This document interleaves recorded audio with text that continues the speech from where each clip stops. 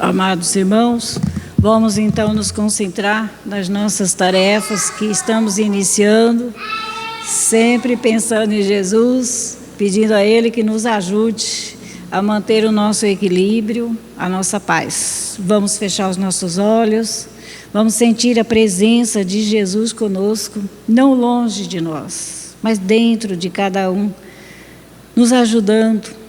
Por isso aqui estamos, pela ajuda do amigo divino, que está sempre nos amparando nas horas difíceis e em todos os momentos da nossa vida. Vamos pedir a Jesus que abençoe a todos encarnados, aos nossos irmãos desencarnados, que sejam todos bem-vindos para o aprendizado, para recebermos as bênçãos que viemos buscar, de força, de vontade, de prosseguir nas nossas tarefas. Pedir a Jesus também que envolva os nossos irmãos com os seus nomes no nosso livro de prece, para que todos recebam a visita de Jesus com os nossos benfeitores, iluminando aqueles desencarnados que também lá se encontram junto aos nossos irmãos. E pensando em Jesus, sentindo Jesus conosco, vamos neste momento pedir a sua ajuda, para que possamos aprender nas lições de hoje e grafar na nossa consciência lições que nos ajudarão a sermos melhor cada dia. Que assim seja. Nós vamos estudar do livro O Espírito da Verdade, uma lição que nos ajudará na reflexão do que de todos nós precisamos, né? A lição 83, nossos irmãos. E nosso irmão aqui é o Albino Teixeira, né, que passa através da mediunidade do Chico Xavier, reflexões que precisamos fazer a todo instante na nossa vida. E ele nos diz: um pensamento de simpatia e de amor para os nossos irmãos que se recuperam. Momentos de pensamentos, de simpatia, de amor para os nossos irmãos que se recuperam. Muitos são chamados criminosos, mas em verdade foram doentes. Sofriam desequilíbrios da alma que se lhes encravavam no ser, quais moléstias ocultas. Então, nosso irmão Albino está dizendo, com pensamento de amor, de simpatia, aqueles irmãos que estão se recuperando, que vêm buscar a ajuda de Jesus. Muitas vezes não vemos, né? Mas são irmãos que pediram a Deus para sair daquele mau entendimento em que viviam, para se recuperar. Foram criminosos, mas que a gente possa, né, envolvê-los e tê-los como sofriam desequilíbrios. Naquele momento que a gente erra, é porque estamos desequilibrados da alma, né? E assim, é uma moléstia que às vezes a gente nem percebe. De repente ela pode usar qualquer um de nós e cometermos atos assim infelizes, né, na nossa vida. Praticaram delitos, sim. Hoje, entretanto, procuram ter a companhia, sonhando renovação. Então, se os nossos irmãos nos buscam, né, para a companhia deles, irmãos sofredores que estão sentindo a necessidade de se recuperar, não são maus, eles estão também sonhando, né, na recuperação, na renovação deles. Amaram ignorando que o afeto deve estar vinculado à harmonia da consciência. E amarguram terrível e secura, em labirintos de sombra, a suspirarem, agora pelo orvalho da luz. Veja bem, a gente muitas vezes, né, a gente diz que ama tanto, mas prisionando o outro, né? Então nós temos que ter um amor que nos faz, a nossa consciência não venha a sentir amargurada, porque a gente às vezes amor com apego, né? Porque amar, a pessoa fica livre, não precisa que ela precisa nos obedecer. Ela também tem o trilho a viver, né? O caminho a seguir aqui na Terra. Então hoje muitas vezes procuram um orvalho de luz na vida deles. Eram sovinas e sonegavam o pão à boca faminta dos semelhantes. Veja bem, se todos nós já não cometemos esses erros, esses crimes, né? Eram sovinas e sonegaram o pão à boca faminta do semelhante. Contudo, pretendem contigo o regresso na escola da caridade. Então, se ligam a nós para aprendermos juntos, né, na escola da caridade, aqui na Terra. Acreditavam-se em regime de exceção quando o orgulho lhe assoprava a mentira. No entanto, após resvalarem no erro, refugiam-se em tua fé, anelando refazimento. Então, irmãos que estão junto conosco, de qualquer forma, eles estão buscando a nossa ajuda, né? Seja ele, a ação dele que for, mas ele está querendo se renovar. Por isso, Jesus permite que eles se liguem a nós. Renderam-se às tentações e foram pilhados na armadilha do mal. Todavia, presentemente buscam-te os olhos e apertam-te as mãos, ansiando esquecer e recuperar. Muitas vezes, né, consciente dos erros nossos, nós conversamos com alguém, buscando nele no olhar, um olhar de compaixão, né, para que a gente possa crescer. E a gente muitas vezes quer esquecer aquilo que fez de errado. Por isso buscamos uns aos outros, né, para esquecer e recomeçar uma vida diferente, como nós estamos fazendo hoje, estudando o Evangelho, refletindo, para que sejamos melhor a cada dia. E com essa certeza nós temos que irmãos desencarnados estão junto conosco, aqueles também que erraram e que erram como nós. E ele continua dizendo assim: não lhes fite o desacerto, para a gente nunca fitar no erro do irmão, no desacerto do irmão, no crime cometido. Alimenta-lhe a esperança. Olha aí, né? A gente não vê o erro do outro, não vê o que ele fez. Alimentar a esperança nele, que todos temos condições de se renovar, de se melhorar para vivermos melhor, né? Não te animarias a espancar a cabeça de quem estivesse a convalescer, né? Não tem como você ir mostrar o erro do outro, é mesmo que está espancando a cabeça do outro, porque ele já tem aquilo gravado, aquele erro, né? E aí então ele diz: depois da loucura, nem cortarias a pele em cicatrizes recentes.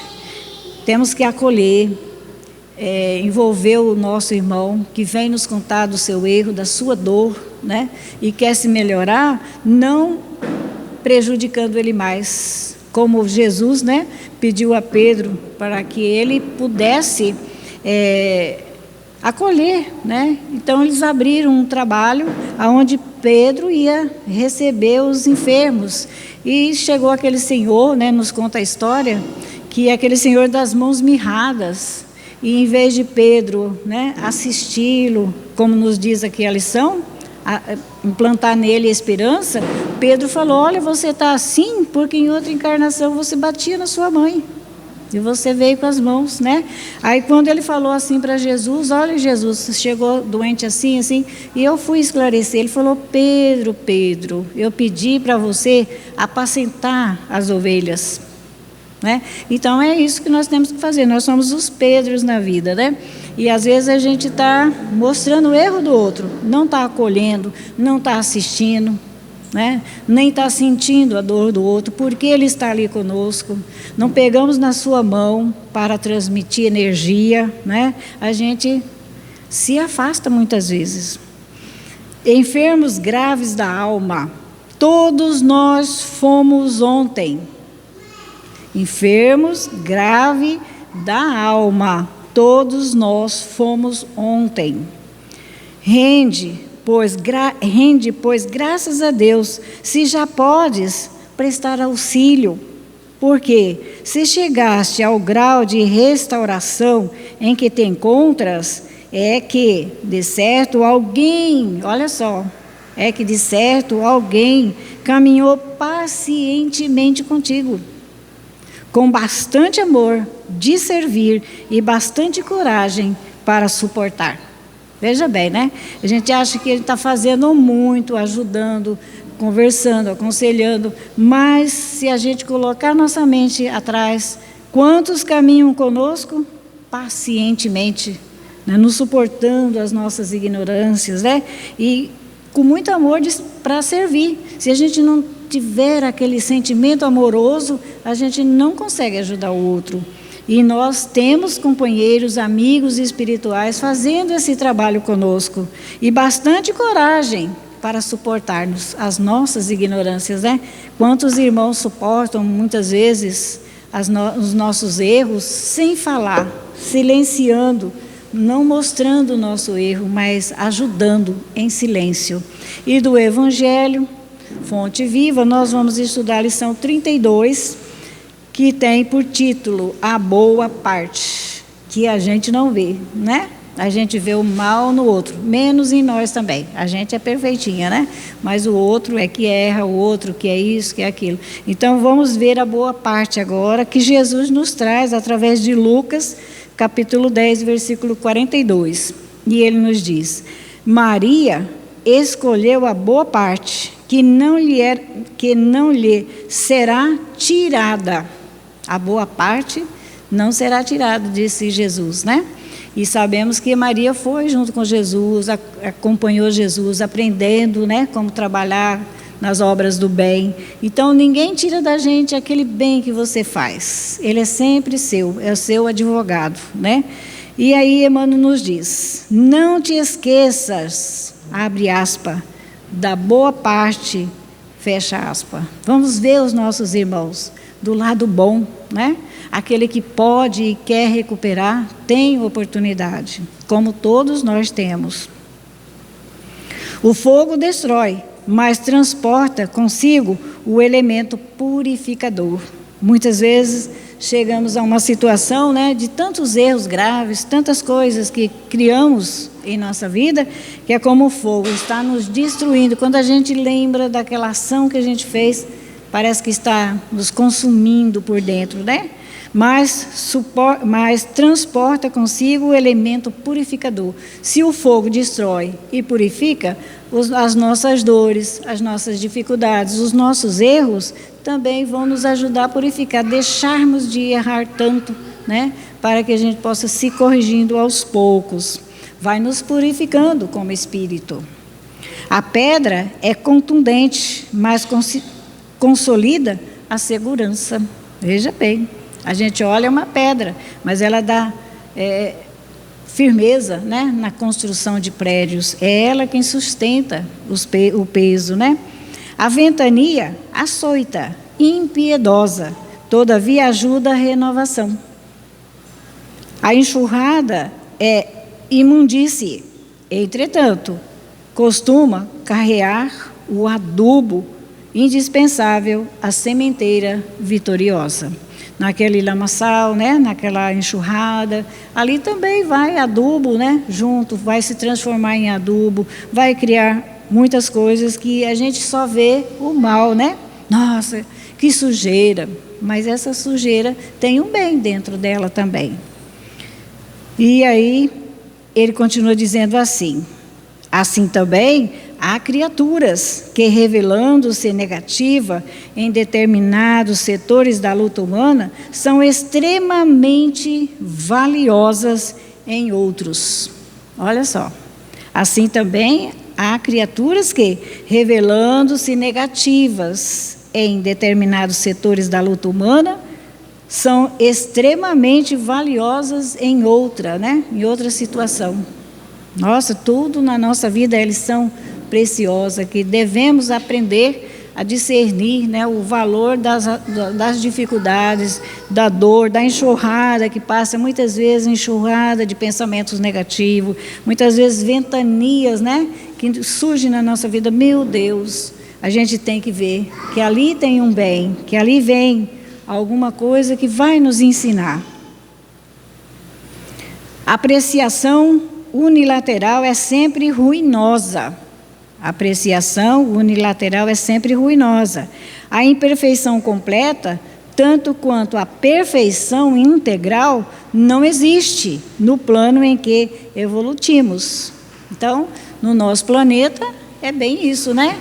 Não tem ninguém tão imperfeito que não possa se renovar. E não tem ninguém perfeito que já, né, tem um degrau muito alto. Está todo mundo buscando a perfeição, o melhoramento de si. O criminoso, acusado por toda a gente, amanhã pode ser um enfermeiro que te estende o copo d'água. Está vendo? Ontem a gente errou, negou assistência aos outros. Hoje a gente é um enfermeiro. Vai ajudar, vai dar um copo d'água a alguém, vai um remédio, uma orientação. Nós podemos ser esse enfermeiro na vida, né? Todos nós. O companheiro no qual descobre agora uma faixa de treva, pode ser depois o irmão sublimado, que te convida ao bom exemplo, né? Então, tudo que existe, não existe mal, é um bem. Aparentemente, a gente pensa nesse mal, é um mal, esse acontecimento, né? Mas só que ele é um bem. A tempestade da hora em que vivemos é muitas vezes a fonte do bem-estar das horas que vamos viver, né? Então, a tempestade na hora que vivemos é muitas vezes a fonte do bem-estar que na hora que ainda vamos viver. Hoje e agora parece uma tempestade, uma dor, um sofrimento, mas amanhã a gente vive essas horas de felicidade, de aprendizado, né? Busquemos o lado melhor da situação, dos acontecimentos e das pessoas. Olha só, busquemos o lado melhor da situação, dos acontecimentos e das pessoas. Aí é quando nos traz o texto do Evangelho dizendo novamente, Maria escolheu a boa parte, que não lhe será tirada, disse-nos Jesus. Quando escolhemos a boa parte no campo do aprendizado com Jesus, ninguém tira de nós um sorriso, que a gente nem imagina pode beneficiar o outro, né? Um aperto de mão, desejando com os nossos sentimentos que aquela pessoa se renove e modifique a vida, é esse bem que Maria fez. Ela foi buscar, né, com Jesus essa boa parte, ver tudo de bom em todas as coisas, em todos os seres. É uma bênção, né? Então ele diz assim, assimilemos, que é o que é difícil a gente fazer, né? Assimilemos a essência da divina lição. Tudo que passamos, o que queremos realizar na nossa vida, porque mesmo na dificuldade, a gente tem que assimilar a divina lição. Por que está acontecendo isso comigo? Por que as dificuldades me impedindo de realizar um trabalho, me impedindo de ser melhor? É uma lição. Agora a gente tem que assimilar a essência. Por que nos acontece, né? Todas as coisas. E termina Emmanuel dizendo, quem procura a boa parte e nela se detém, recolhe no campo da vida o tesouro espiritual que jamais lhe será roubado. Então, aquele que busca a boa parte, quer dizer, vê nas situações, nas coisas e nas pessoas o melhor, né? A gente está colocando a boa parte nossa e se encontrando com o outro também, que ele pode ser melhor, né?